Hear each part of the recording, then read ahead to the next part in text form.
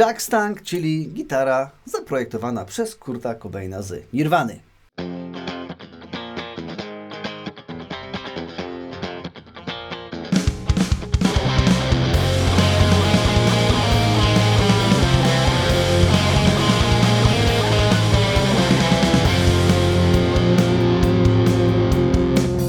Witam Państwa w dzisiejszym materiale z cyklu Historia jednej gitary, w którym to właśnie opowiem i zaprezentuję Wam właśnie Jack Stanga, czyli gitarę, którą, może niekoniecznie zaprojektował, ale miał wpływ na powstanie tej gitary Kurt Cobain, zespołu Nirvana. Także łapeczka w górę, subskrypcja, dzwoneczek i za czołóweczką zaczynamy.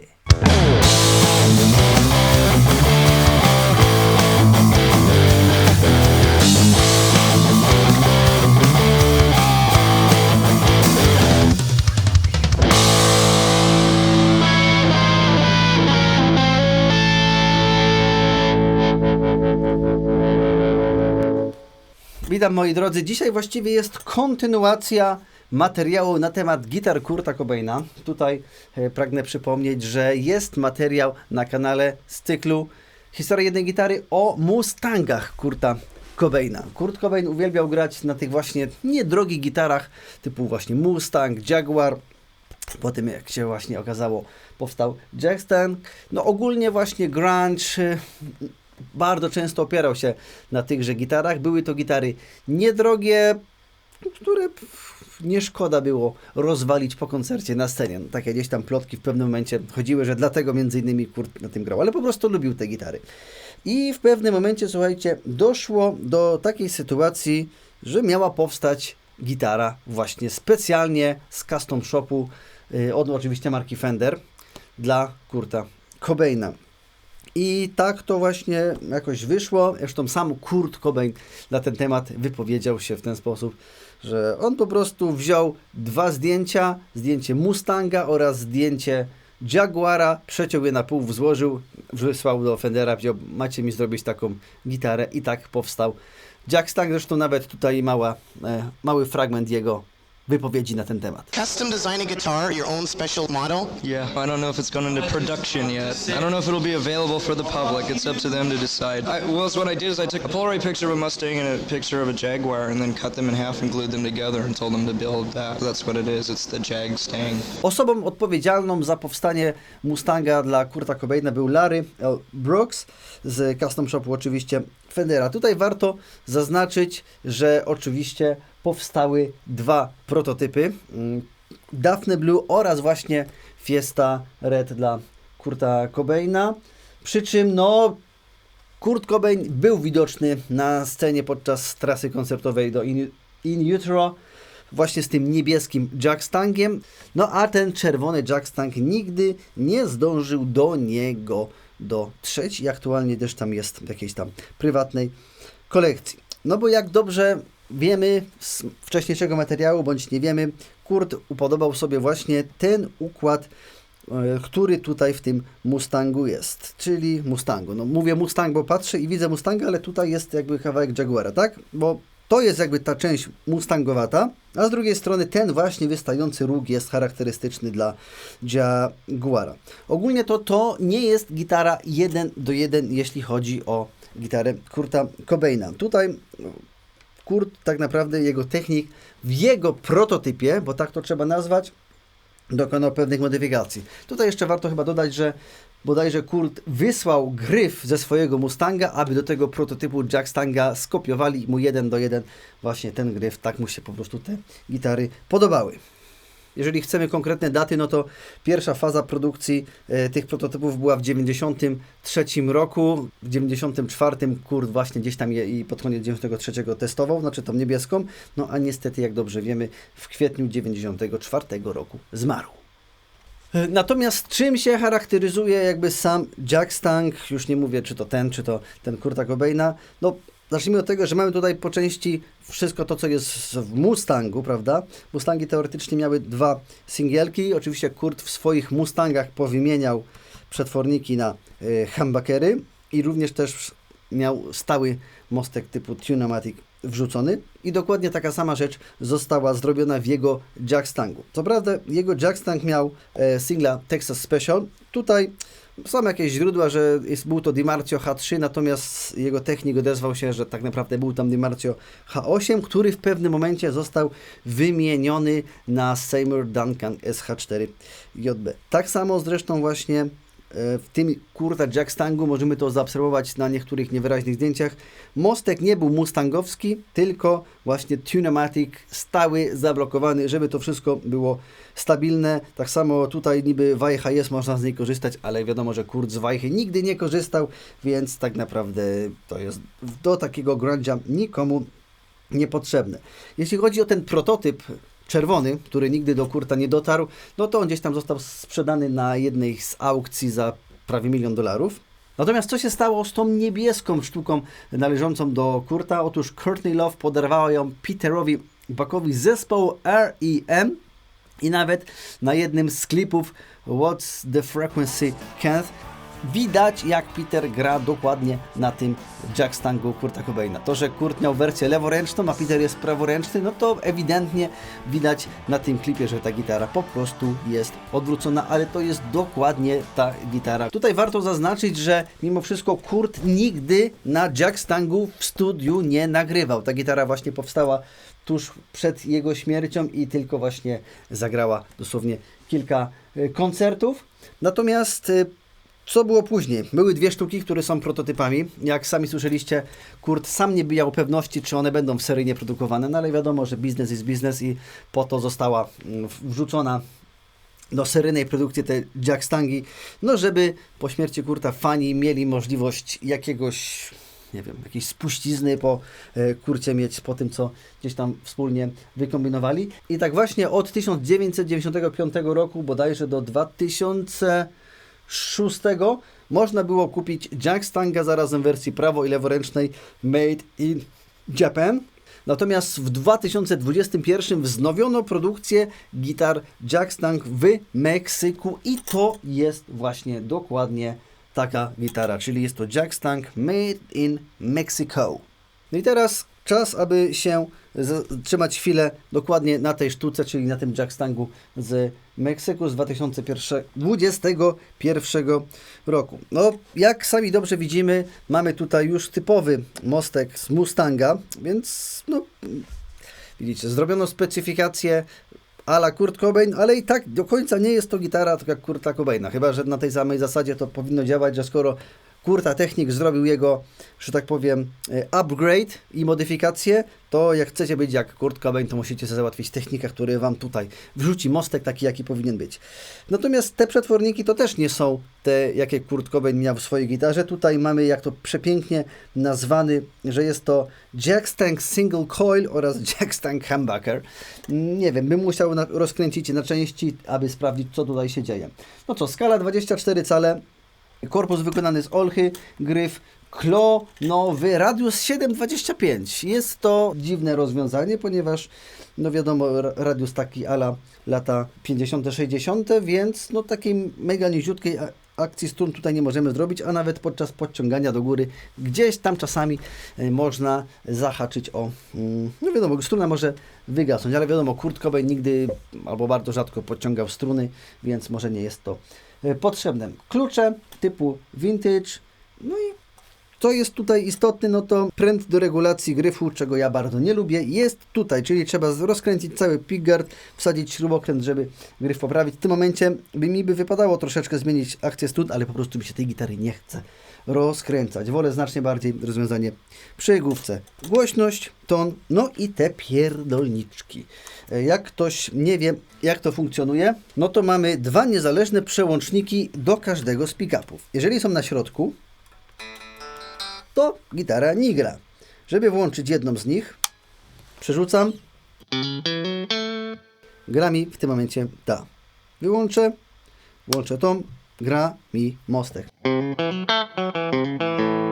Oczywiście możemy mieć włączone dwie. Natomiast zauważcie, że mamy włączniki i w prawo, i w lewo, ponieważ w jedną stronę się włącza fazę w jedną stronę, a w drugą w drugą. Więc jeżeli zrobię ten w drugą stronę, to mamy tak zwaną przeciwfazę. Na temat przeciwfazy, co to jest, również materiał na kanale jest. Nie wiem, czy Kurt Cobain z przeciwfazy korzystał, ale w Mustangach była taka możliwość, więc po prostu coś takiego zrobili. No i to co? Warto teraz byłoby zaprezentować, jak ta gitarka brzmi. Nie będę grał samych nirwanowych riffów, no gdzieś tam poprzeplatam to z innymi motywami również. Teraz nie gra.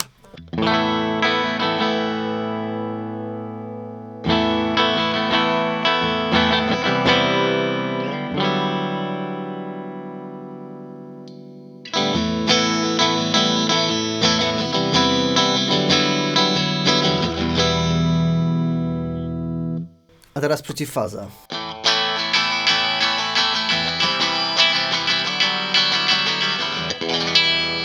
Słyszymy taką kaczkowatość, no i gryf.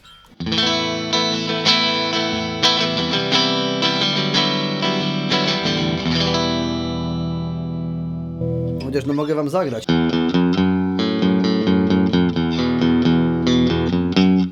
Przeciwfaza.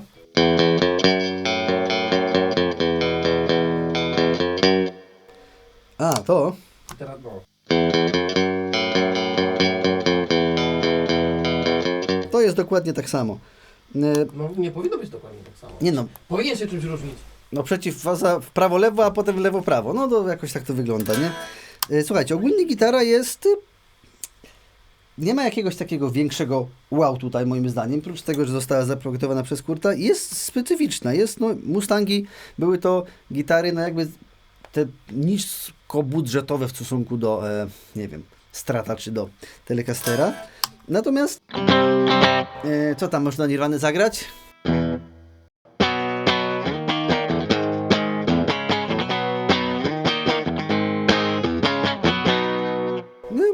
No tak. Na tym? Czy jednak na tym?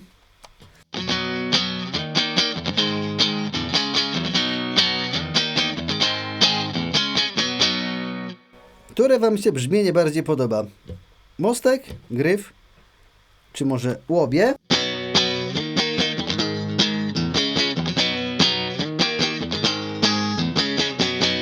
Czy może jednak przeciwfazie łobie?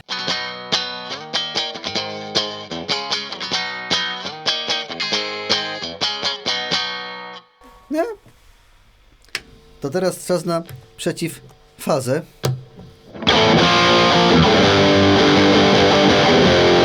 Co ja powiedziałem? Nie na przeciwfazę, tylko na przestęp.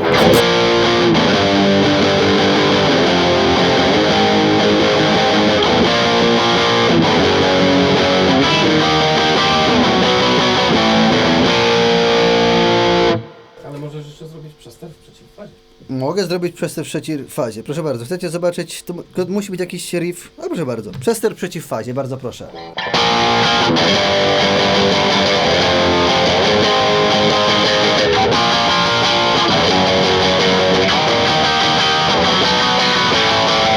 Przeciwfazę najbardziej będzie słychać na tym, na jakiejś melodii.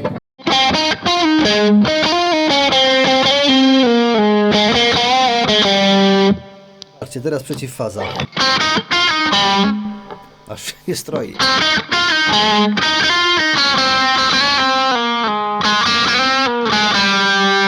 Słychać taką kaczkowatość, nie?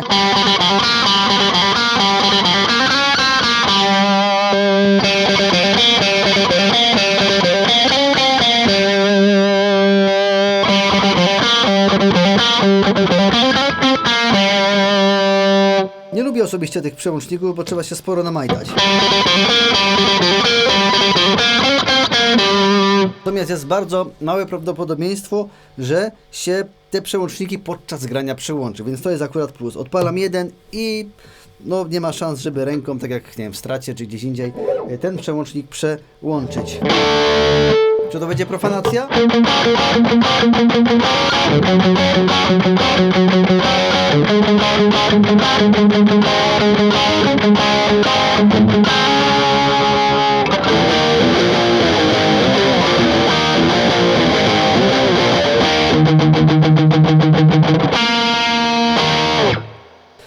Natomiast słuchajcie, teraz specjalnie dla Was kilka dosłownie fragmencików faktycznie piosenek Nirwany z dogranym basem, perkusją, tak żebyście faktycznie tą gitarę w tym miksie troszeczkę usłyszeli.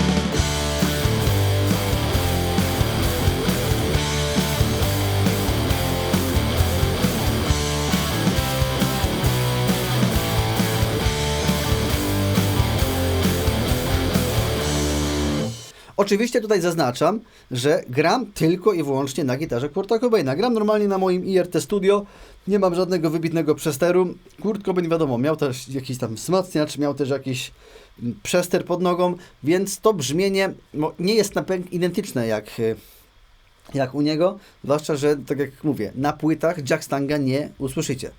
Więc tak naprawdę, słuchajcie, gitara jest ciekawa, ale no, tą ciekawością największą jest to, że ma dziwaczny kształt, jest zaprojektowana przez Kurta, chociaż na przykład są osoby, które uwielbiają tą gitarę.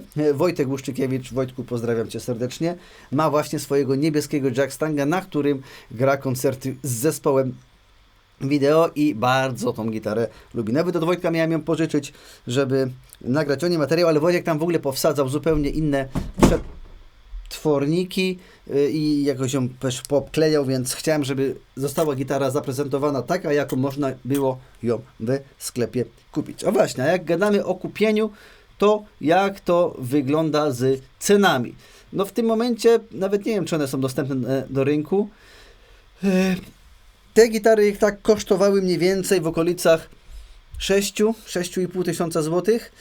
Ktoś zaraz powie, że jak na gitarę z Meksyku to sporo, no ale na tym to wszystko polega, że jest to sygnatura, że jest to mimo wszystko nie kolejny Strat czy kolejny Tele, tylko gdzieś tam trzeba było specjalnie tą maszynę CNC pod nowy kształt zaprojektować. Na pewno jest ich na rynku znacznie mniej i myślę, że jakąś tam wartość kolekcjonerską w tym wszystkim będą miały. Ja oczywiście zapomniałem dodać, że pełną płytę Nirwany Nevermind, co prawda nie na Jack Stangu, zagrałem w 3 minuty i jest na ten temat film oczywiście na kanale. Zapraszam Was serdecznie do zapoznania się. Gram tam na perkusji, na basie i na gitarze i nawet w ostatnim numerze ciutkę śpiewam, także możecie sobie zaprzyjaźnić. Słuchajcie, bardzo długo zbierałem się, żeby ten materiał nagrać, ponieważ mam tą gitarę już ponad rok czasu. Mam ją ponad rok czasu, ale wiedziałem, że będzie zamieszanie, że trzeba będzie znaleźć dane, że nie wiem dokładnie, czy mam zagrać z podkładami, czy bez, więc się to troszeczkę przeciągało, ale przy pomocy Radomira udało się to zrobić. Słuchajcie, to jest moja sztuka. To jest moja sztuka, która jest u mnie, którą każdy z Was tak naprawdę może się pobawić, zagrać na niej koncert, poćwiczyć, nagrać płytę, ponieważ jest oficjalnie na muzycznych gratach, na mojej wypożyczalni. Możecie ją sobie wypożyczyć i potestować. Także gitarka czeka na kogoś z Was. Możemy zrobić preorder, kolejeczkę, zapisy, tak jak w NFZ-cie, że najbliższy możliwy termin na 2028. Byłoby to przewspaniałe. Ode mnie jeszcze dostaniecie rabacik 10% na najem. Powiedzmy, z jakieś fajne hasło Radomir wymyśl.